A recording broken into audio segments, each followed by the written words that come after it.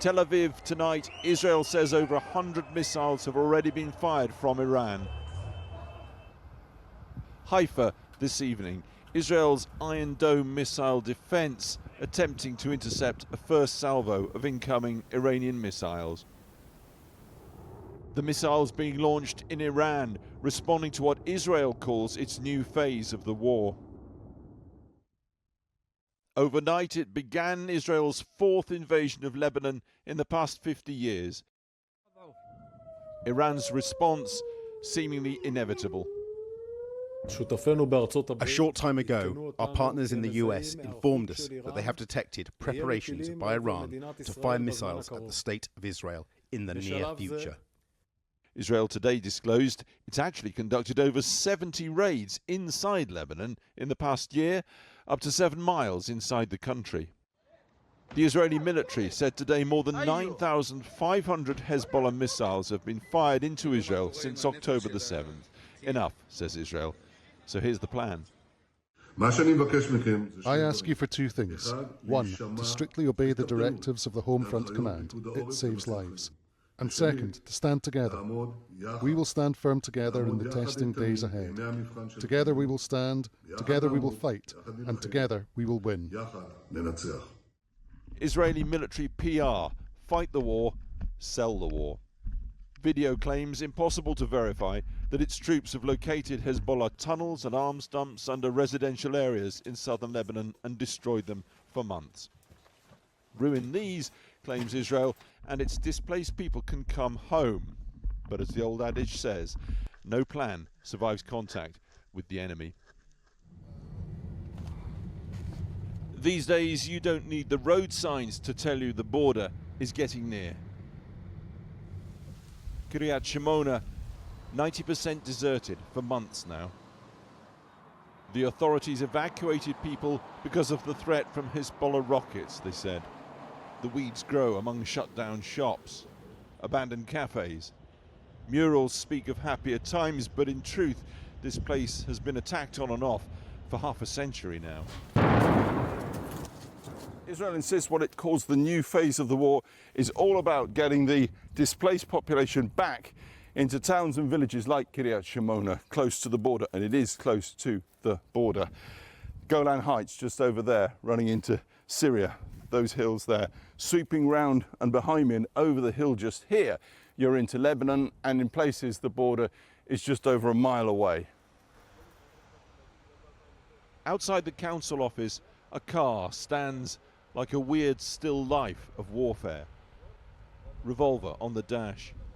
We've come to meet the town's one-time head teacher, now fully tooled up security official, the ghost town's guardian. Well, 90% was evacuated during the evacuation period when the government decided that this is what we should do. 10% is in the city. It goes up and down. What's that firing, by the way? This is our shooting, our artillery. Ariel wants the town back, the people, the school, to be teaching again. He says he wants peace. We understand that Hezbollah is about a religious war, and religious war cannot be won by military. It needs to be won by unification of the world that say no more religious wars. In Kiryat Shimona, missile strikes are not hard to find. This house hit by a rocket in January. All the while, artillery rounds pound Lebanon close by. The outgoing smoke trails of Israel's Iron Dome missile defense system against Hezbollah's Katyusha rockets. So this is Iron Dome here, and Katyusha from Hezbollah there. Yeah. Okay. We travel north, closer to the frontier, but not much closer. The checkpoint marks the military border exclusion zone. It may well be there for some time. Well, just one more thing to add in of significance to tonight's events here, which will frankly come as a surprise, I guess, to absolutely nobody, which is that Israel's political leaders are saying very clearly this evening that it will respond to the Iranian missiles at a place and at a time of its own choosing. However, despite the wider of the wider significance of what has happened in terms of Iran and Israel, it is events on the ground which actually caused a much greater immediate loss of human life as things stand, and according to the information we have at the moment. Late this afternoon in Jaffa, which is a suburb of Tel Aviv, 2 gunmen were reported to have run amok at a suburban tram station.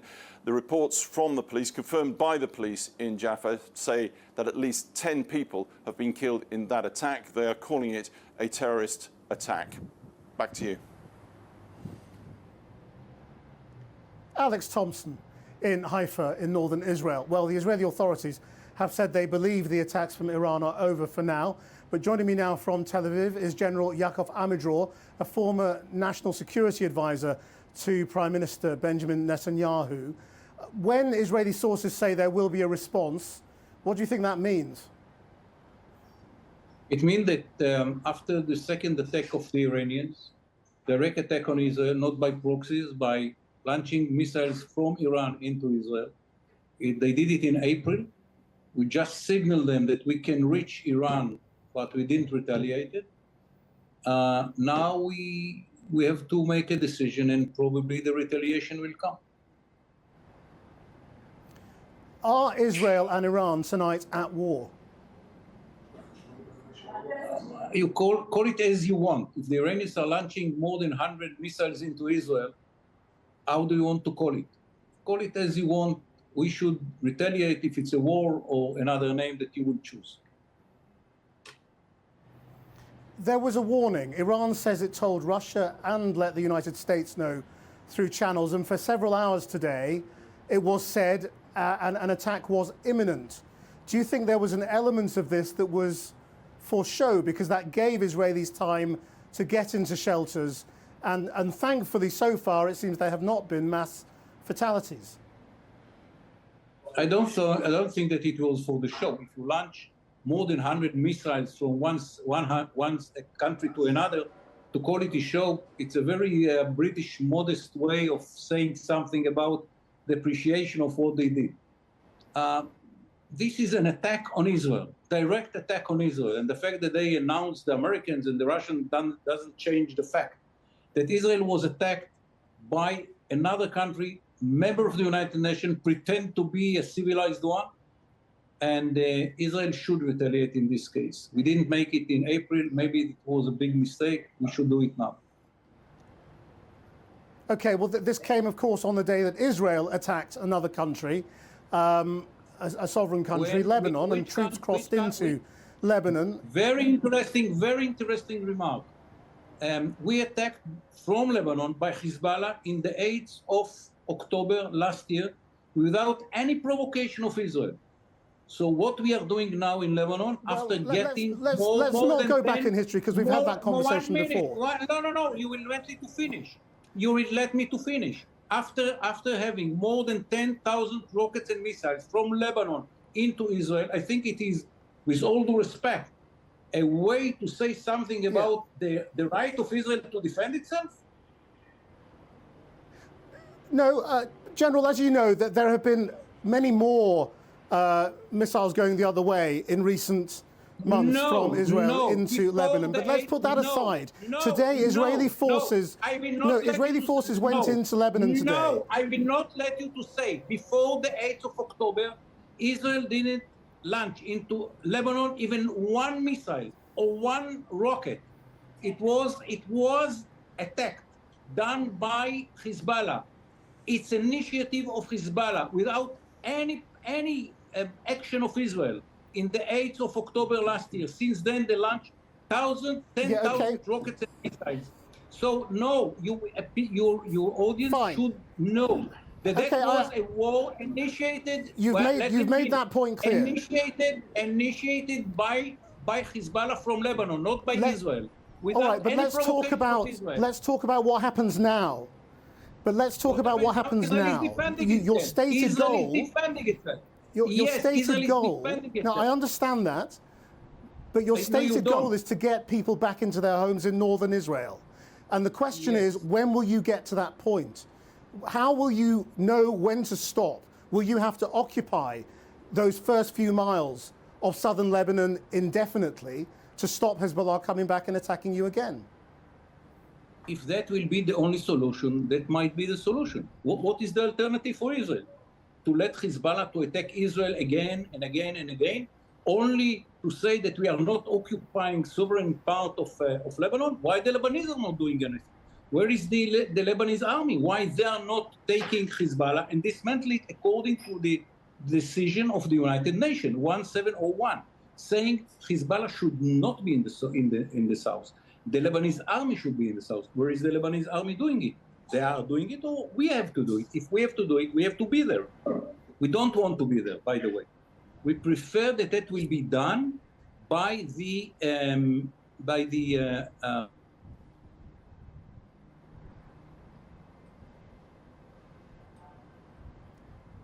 General Amidror, I think that's the signal has frozen and we've lost General Amidror. We'll try and re-establish it if we can, but I will thank him if he can still hear me at his end.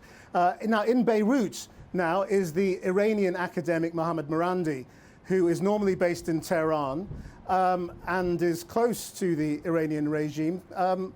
What was the point of today's attack? Is that the beginning of a wider attack and a longer war, or is that it? The point is made.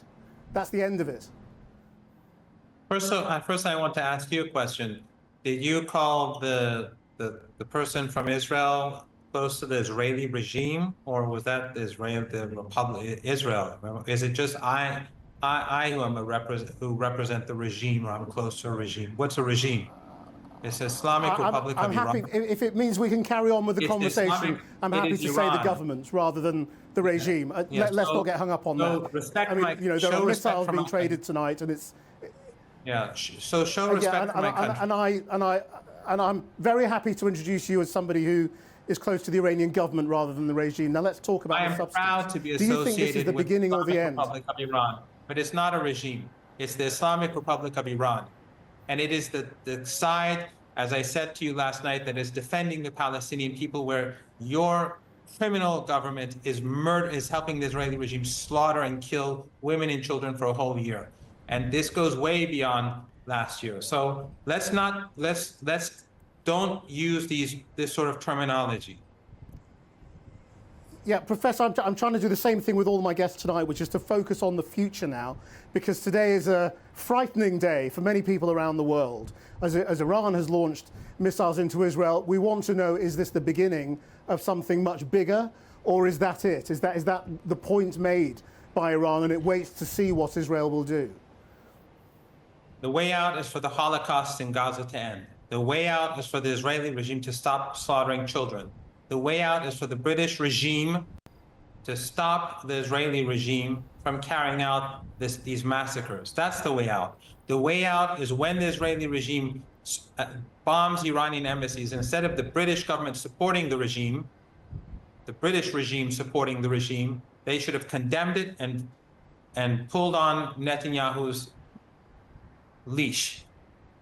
That's what should have happened. If the Israeli regime strikes Iran, they will be hammered into submission. Iran has many more missiles, hundreds of thousands of missiles and drones that can come their way. And Hezbollah's military capabilities, as I told you last night, are untouched. So, and by the way, all that great intelligence gathering capabilities, why didn't they know that Iran was about to strike? Why didn't they know anything? So obviously, well, they did, Iran because is you told them. But the point is, Netanyahu said at the UN, and then again on television yesterday, that he would, that if Iran did anything, then nowhere is safe from Israel's weapons, and the indications are that there will be some kind of response. So, I mean, let me ask you, your opinion. The same question I asked my Israeli guest. Do you think Iran and Israel are tonight at war? Iran, if the Israeli regime strikes Iran, Iran will batter it into submission. It will batter it into submission. So it had better be careful. Enough is enough. The genocide must stop. The Holocaust must stop. And the United States, if it enters the fray, let your people know, let the people of the UK know, if the Americans enter this, that is the end of the oil and gas market in the Persian Gulf in this region. The price of oil will go up into hundreds of dollars. The global economy will collapse. Millions of people will be on the move, and many of them will be coming your way. So people in the UK and Western countries should put pressure on their governments to end this Holocaust. It's very easy. Stop the Holocaust. Stop the genocide. It's not very complicated. It's not rocket science. Well, that's the key. Are you all saying that, that this is all down to Gaza, and that if Israel stops in Gaza, then everything goes back to normal? That's what the US government was promising. They were promising a ceasefire, and they were lying. They were lying through their teeth. They knew they were lying. They were giving the Israeli regime time to carry on the slaughter. We all know that. Just like the two-state solution was always a lie. It was there, put there to keep everyone quiet so the land grab can continue. The Israeli regime was taught a lesson today, but this may not be enough. The Iranians are willing to go all the way what lesson do you think? To beat the regime into submission. What lesson do you think was taught? They cannot bomb our embassies and get away with it. They cannot, that's what they did. They cannot murder senior foreign guests who came to Iran for the president's inauguration and get away with it. Your government is responsible for this. Your government allows the Israelis to bomb Syria, to bomb the occupied West Bank, to bomb and slaughter in Gaza, and you're constantly justifying it. Your government is constantly trying to make it seem as if the Israeli regime has the right to do this. It's more hypocritical than any empire in the past. At least the Nazis, when they slaughtered people, they just slaughtered them. When Saddam Hussein used to murder Iranians, he just murdered them and move on. Your governments pretend that you're more civilized than the rest of us, and you help the Israeli regime use bunker busters to slaughter people day and night that I just saw over the last few days here in Beirut. Professor, so I don't believe that your government Professor is benign Marandi. in any way or form. Just one sentence.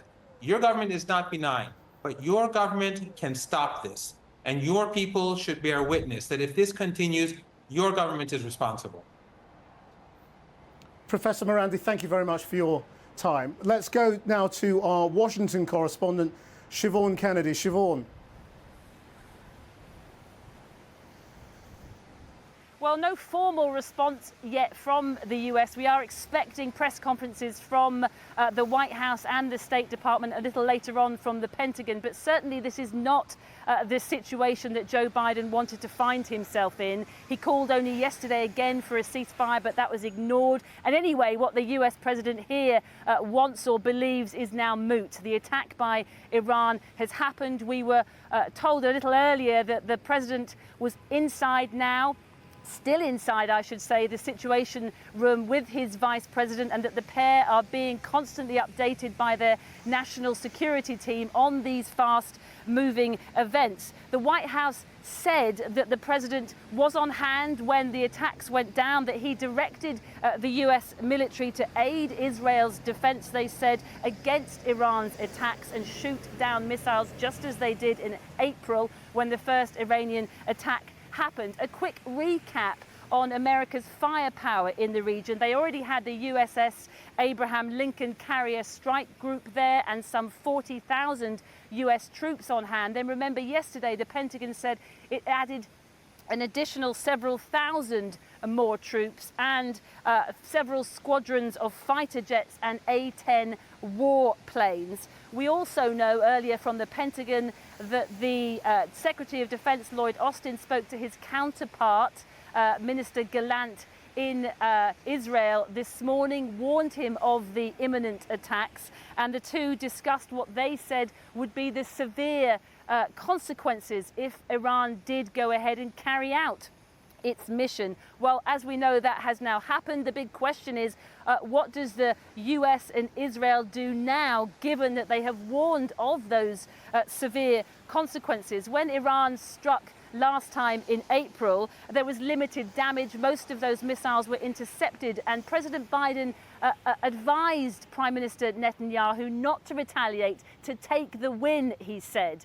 Joe Biden may advise the same this time. It's probably too early to say. But what is not clear is whether or not Prime Minister Netanyahu will be listening.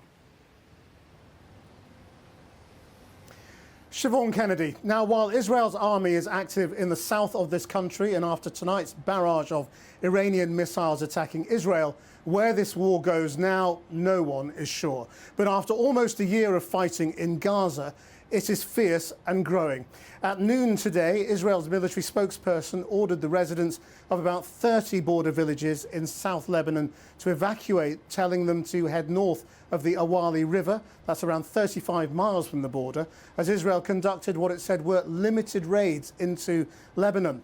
Lebanese media reported one airstrike hit a building at a Palestinian refugee camp in the southern city of Sidon, where multiple people were killed. The Lebanese capital, Beirut, was hit by several airstrikes last night, and at least 2 airstrikes hit the suburb of Dahiya this afternoon. Our foreign affairs correspondent, Secunda Kamani, is in the southern city of Tyre, which has not been ordered to evacuate, and has this report. In Lebanon, death and destruction are being wrought from above. This was the scene this morning in Dahiya, a Hezbollah stronghold in southern Beirut.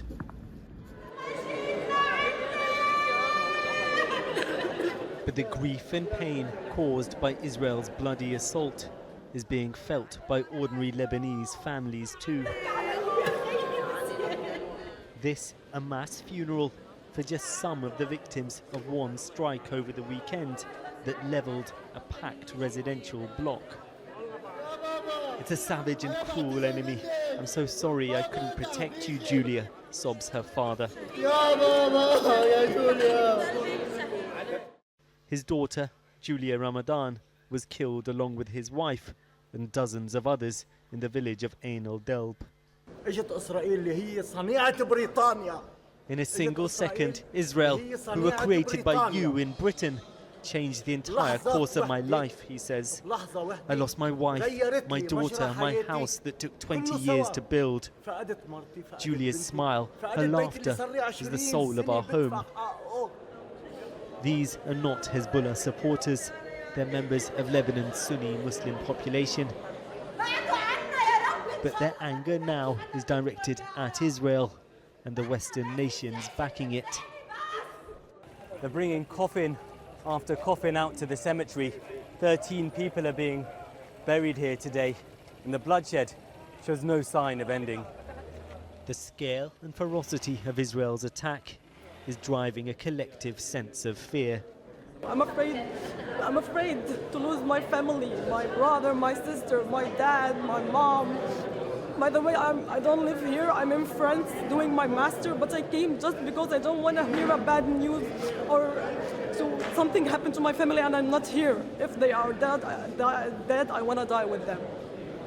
We travelled south to the city of Tyre.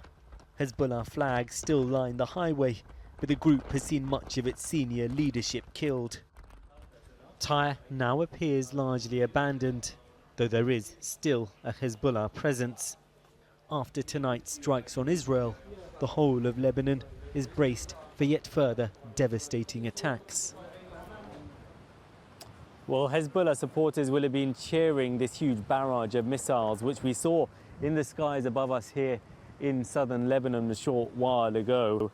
Their key support to Iran finally coming out in their defense after Israel dealt them such a devastating series of blows over the past fortnight. But will this barrage of missiles really be enough to persuade Israel to scale back its offensive targeting Hezbollah from both the air and now from the ground? Or will, as I think is more likely, Israel push ahead?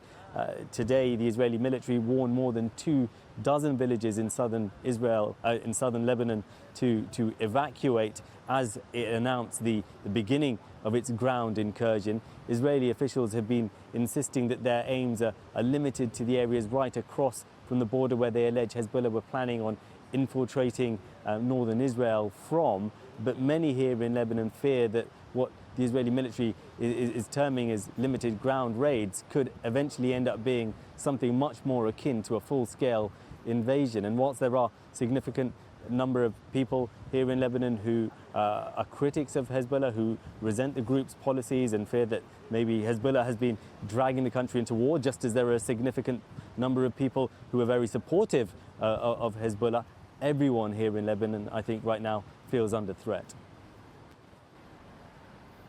Secunda Kamani in Tyre. Well, joining me now from another part of this city, Beirut, is Lebanon's Health Minister, Dr. Firas Abiad. Thank you for joining us.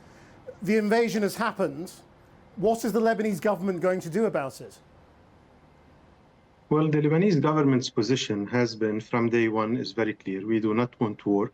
And this is what our Prime Minister and Minister of Foreign Affairs were doing in the high-level meetings at the UN when the proposal that came from the US, UK, G7, Saudi Arabia, Emirates, Qatar, and others that advocated for a ceasefire. Everyone accepted except the other party, Israel, which escalated and launched its attacks, and now we're seeing a land invasion. So I think that the question is not to the Lebanese government. Of course, the Lebanon will resist any invasion of its land. This is, this is basics. But the question is not directed only towards Lebanon. The question is directed towards the international community. This escalation that's clearly not only bringing war to Lebanon, but as we just seen, it's bringing escalation to the whole region, and it's in danger of turning this into a wider regional conflict. Is this what the international community wants? Is there no effort, no pressure that will be put on Israel to stop this mass killing, this indiscriminate attacks on civilians that we are witnessing in Lebanon? Well, it depends what you mean by the international community, doesn't it? When news of the Iranian missile strikes on Israel came through, we saw people firing their guns into the air in this city and celebrating. Are you celebrating those airstrikes, or do you think they're a terrible mistake? We are not celebrating airstrikes, but you have to understand that after this war that Israel is waging on Lebanon, a war that has up till now resulted in more than almost 2,000 people were killed, including children, more than 150 children, more than 250 women, in a war that up till now have resulted in around 9,000 injured. People's feelings are very strong. And this is what we are afraid of. That's why the Lebanese government, from the beginning, warned the international community that if Israel is not reined in, this will turn into a major, which is what we are seeing, and this is what we feared from the beginning, into something of a regional conflict. So that's why the Lebanese government, from day one, position was very clear. We needed to stop this war. We accepted the proposal by the Americans, by Israel's biggest ally. But unfortunately, Israel did not. Right, but also, it's not clear whether, you, the government, speak for this country, do you? This country is bitterly divided. There's no president. The parliament can't agree on who really governs this country. Now, there were airstrikes today in Beirut, and one very near one of the hospitals. Do you fear that if this war escalates between Iran and Israel, things will get much worse for Lebanon? Of course, and that's our biggest fear. By the way, that hospital is just around less than half a kilometer away from my office in the Ministry of Health when this attack occurred. We are very concerned about the safety of our citizens. We have paid dearly, our community has paid dearly for this. And that's why, again, this is why our efforts are towards finding a diplomatic solution to this conflict. I think this is a realization that everybody have reached, including the UK, including France, including the US. Anybody who listened to the addresses of the international community at the UN realizes that everybody now is calling for a ceasefire and a diplomatic solution. And this is the position of our government.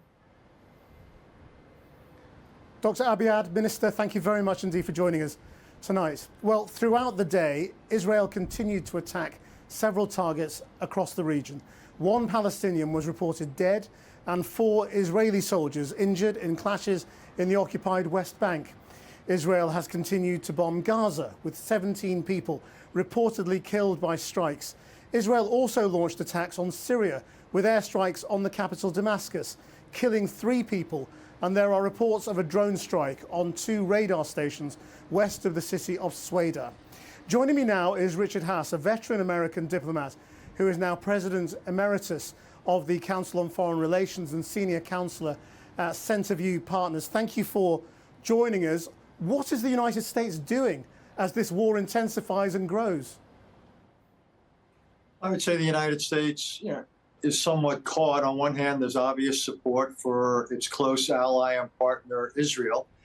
At the same time, it's concerned about the possibility of what's already going on escalating. So the administration is trying to be both supportive of a partner. At the same time, it's trying to discourage escalation. That's an easier balance to describe than it is to pull off in reality. I mean, in this region, people talk about this as a very weak American administration and a president who is perhaps the most supportive of Israel in history. You know, does the United States have the ability to affect anything now that this is in train and is clearly growing? Well, there's a couple of things. One is, it's difficult. Obviously, this is an administration nearing the end of its political life. Israel acts quite independently, and the administration has not succeeded for the most part, let's just be blunt, over the last 11, 12 months in reining in Israeli behavior in Gaza. But that's where it disagreed with Israel. Now I think there's much more sympathy for Israel and what it's doing in the north and what Israel might be contemplating vis-a-vis Iran. It's unacceptable for a government like Israel, for a country like Israel, to be threatened from across its border by Hezbollah. Lebanon is unable to fulfill its obligations as a sovereign state. Hezbollah has made it impossible for 60 or 70,000 Israelis to live in their homes in the northern part of the country. So I don't see how the United States can tell Israel not to look out for its legitimate interests. So if Iran is shooting ballistic missiles at Israel, seems to me Israel has the right, to say the least, to respond against Iran, both for that as well as for its support of various proxies. So again, I think this is a much more, well, how would I put it? This is a situation where the administration, I think, is rightfully more supportive of Israel than it was over what happened in Gaza. Though, again, I think it's still concerned about the possibility of a war spreading and escalating. But, I mean, surely people could be forgiven for thinking that they've had mixed messages out of the administration, which very recently has been calling for ceasefires, for an end to the killing, for the prevention of a wider war, but then also signs new weapons deals with Israel and says it has the right to defend itself, leading to this tonight. Look, I'm not going to disagree with you. People could be forgiven for saying the administration is sending some mixed messages. As recently as the other day, it applauded the death of Hassan Nasrallah, given that he had the blood of several hundred Americans on his hands. At the same time, they were calling for a ceasefire. I actually didn't understand why we were calling for a ceasefire at this moment. But look, I think what you're talking about is a foreign policy that's caught in various cross currents. But I do think it's a mistake to take what the administration policy was vis-a-vis the situation in Gaza, Hamas, and extend it now for Hezbollah or Iran. I think this is a very different situation. I think all things being equal, the Biden administration is properly more supportive of Israel at this moment than it was over much of the last year. We just had a member of the Lebanese government calling on the international community to try and do something to stop this turning into a full-scale war. I mean, is there anything that can be done now, or is it just in the hands of the regional players? Well, look, the hard truth, there isn't much of an international community. Sorry to be so direct. And I haven't seen, the international community, quote unquote, or the UN or anybody else rein in Iranian support for its proxies. So no, I don't think the outside world is going to be able to rein this in. look, this is a world in which increasing numbers of states, but also other groups like Hezbollah, Hamas, have autonomy. They have capacity. It's one of the reasons that this is an increasingly dangerous world, an increasingly difficult world to manage. And that's simply, again, that's the cold fact of life. And the Middle East is probably the part of the world where this reality manifests itself to such a stark degree. Richard Haass, thank you very much indeed for joining us tonight. Well, let's get the latest reaction now from Tel Aviv and the Israeli political analyst Dalia Scheindlin, who's also near to what is being called a terror attack this evening in Tel Aviv, in which several people have been shot and many people have been killed. Thank you for joining us. It's obviously a very frightening night tonight. What do you think the combination of this missile attack and this terror attack has on the Israeli people's support for the war? Which war? Well, all of them. We have several wars going on. Yes. Well, Israelis do see them as different wars in a way, which does tie into something that Richard Haass was saying about how the American government sees these as two different wars. The problem is they are fundamentally linked. Hezbollah had made that very clear from October 8th when Hezbollah joined in Hamas's fight by beginning to attack Israel across the border. And, Israel does not accept this linkage of the wars, but they are fundamentally linked whether Israel likes it or not. And the fact is, having gotten to this stage of severe escalation, there is not that much to be done. I know I'm responding a bit to your earlier conversation, but if there had been a ceasefire, a de-escalation with Gaza before, we may not have been quite at this level of brinksmanship. Now, in terms of what Israelis think, Israelis were already getting very anxious about the war in Gaza in the sense that they supported it in the beginning, they justified it, they still justify it. But they were frustrated by the lack of a hostage deal, frustrated by the lack of clear ending point, and frustrated by the lack of clearly defined goals. Now, with relation to Lebanon, I have to say with Hezbollah, Israelis feel much more of a sense of unification and rallying against what seems like an external enemy that, it's a very unambiguous attack on Israel that has been this whole time from the regional perspective for Israelis. But in terms of how to react, to this day, Israelis are pretty divided over what to do. Even today, there was a survey that came out from the Israel Democracy Institute showing that Israelis are deeply divided over whether there should be, for example, a ground operation. But of course, when you have a terror attack in Jaffa, by which, as far as we know right now, 8 people were killed, civilians, as far as we know. I mean, it's not a dispute that it's a terror attack because they were directed against civilians, and that makes everybody much more belligerent. And that's when Israelis start to tie all of the fronts together. But what we've seen, sorry to cut in, but what we've seen in recent weeks, as you know, is actually, as you were saying, quite a lot of support for what's going on with Lebanon, and an increase, it seems, in opinion polls in support for Benjamin Netanyahu and new people coming into his coalition. I mean, when he promises at the UN and on television that he will strike Iran if they try and hurt Israel, which they have done tonight, that's the sort of the core question, isn't it? Will Israel now be behind a bigger war with Iran? It very well could be. I mean, as we speak, I have no way to predict what the Israeli reaction will be, but I can tell you that there are very significant political voices calling for an all-out strike on Iran, including from a former defense minister who's not currently a member of the government, but who said during the day that Israel should take the initiative, bomb Iran, set it back 100 years. And he's certainly not alone in terms of voices within the governing coalition. Now, it really remains to be seen. I think that even in this stage, both Iran and Israel have the capacity to signal to one another that there is some sort of restraint still in play. That's my assessment, but nobody knows. I mean, Israel really could decide that it is going to respond as harshly as possible, and then we're in a completely different situation. And we very well might be seeing the beginning of, the worst phase of a major all-out Middle East war.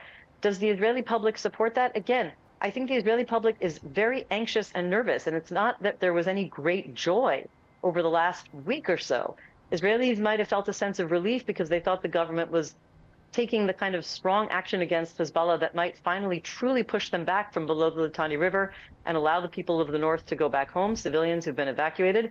But I don't see euphoria in the streets. I see people very anxious, wondering how close they are to the nearest shelter, stockpiling batteries, and worried about losing power and water. So everybody is concerned about the situation, and it very easily could spiral out of control. It's it seems helpless to say it shouldn't have gotten to this phase, but now that we're in this, I still think both sides could signal to each other restraint if they wanted to. Israel will respond, but like in April, it can execute a calibrated response, and it very much depends on what the U.S. is signaling. Right now, the U.S. has continued to signal, frankly, a blank check approach to Israel in terms of what it does in the region. Yeah, I mean, last week, Ben-Gvir threatened to withdraw from the government if Benjamin Netanyahu stopped in Lebanon. So to what extent do his coalition partners dictate the terms? I don't think they can dictate the terms unless Netanyahu is prepared to allow them to dictate the terms. Okay, it's true that if these parties leave the governing coalition, the government could collapse. But there are numerous ways that Netanyahu can protect at least the government, at least for the purpose of advancing certain policies. For example, if he had wanted to sign a hostage release ceasefire deal in Gaza, we have long known that opposition parties would support the government to do that.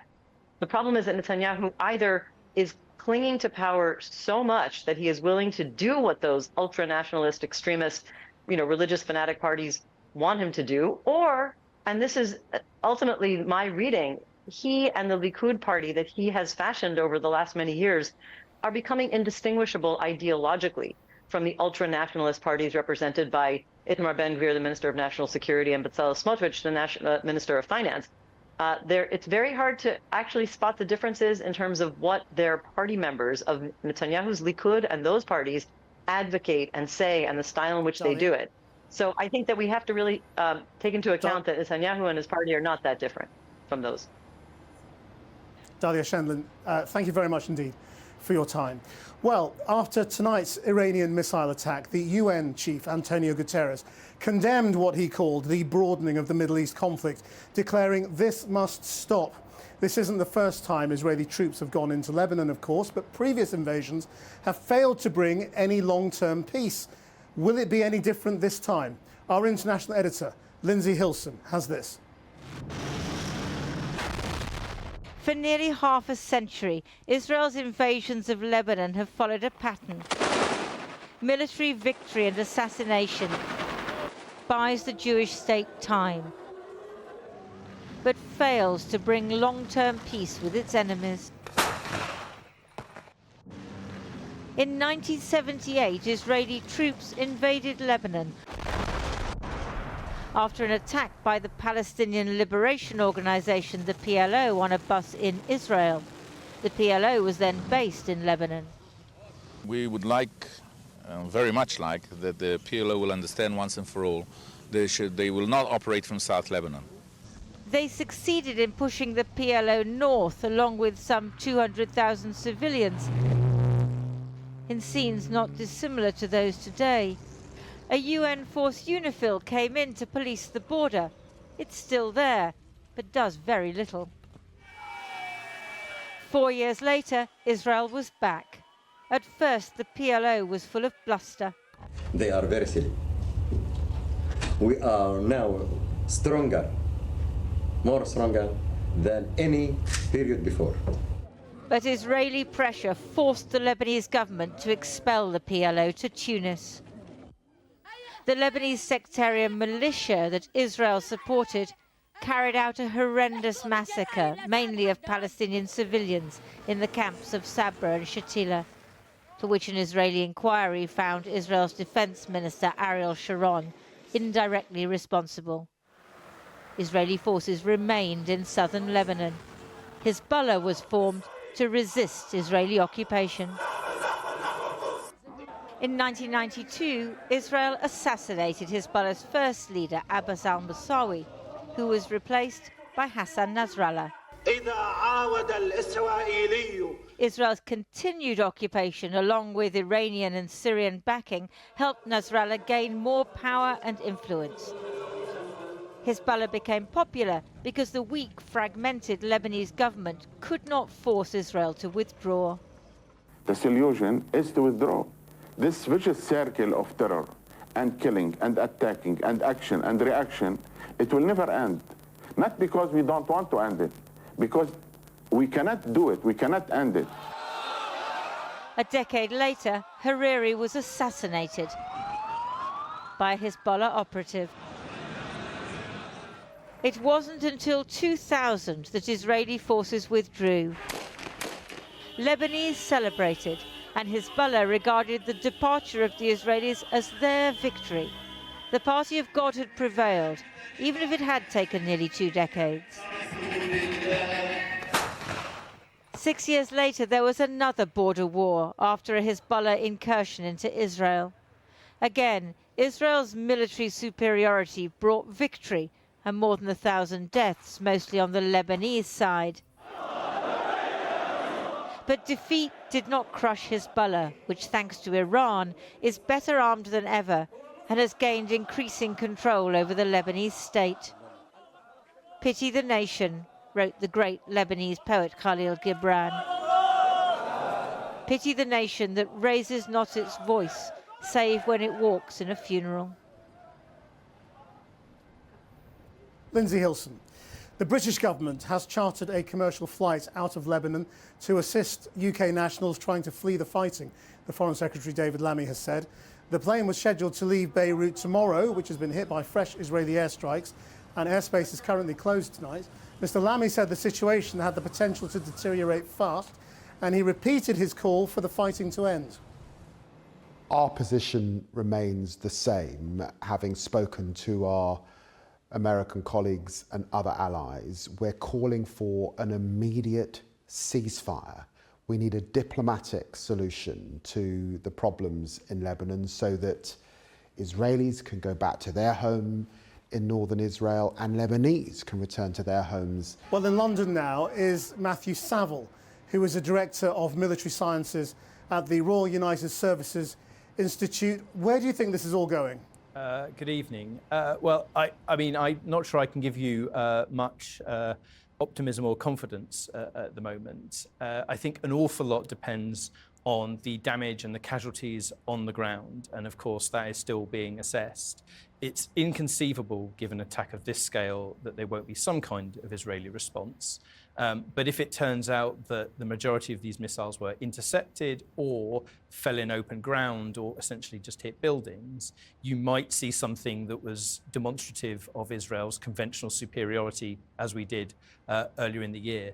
If there are significant casualties, though, in truth, all bets are off, because I think the Israelis are feeling pretty confident in their capabilities at the moment, and the truth is they have a significant overmatch of Iran's conventional military. And is Israel capable militarily of waging war in Gaza, Lebanon, Iran, Syria, and the Red Sea and the Houthis at the same time? I mean, a fair question. And of course, that was supposed to be the deterrent value offered by the so-called axis of resistance, which is that they prevented or at least forestalled a direct Israeli attack on Iran because they would be too busy dealing with or at least concerned about threats closer to home. Hamas has been nearly militarily defeated. It doesn't mean it's gone. Hezbollah appears to be, at the moment, lacking in leadership and uncoordinated. And I think it's notable that there don't appear to have been lots of drones or rockets launched from there as part of this attack. And so there might be voices within the Israeli system who are arguing that now is an opportunity to make a significant strike on Iranian military, industrial or infrastructure targets, or the nuclear program. And bluntly, does Britain matter in this? Or is it just seen as an adjunct to the United States? I mean, the truth is that the UK has interests in the region, but in terms of influence? No, not really. Obviously, it has some military capabilities in the region. We've yet to hear the extent to which they've been affected or were involved. But if you're looking at a situation where Israel is fundamentally dealing with what it regards as an existential problem, and even the US is struggling or not inclined at the moment to use its leverage, it's difficult to see how the UK could really make much difference.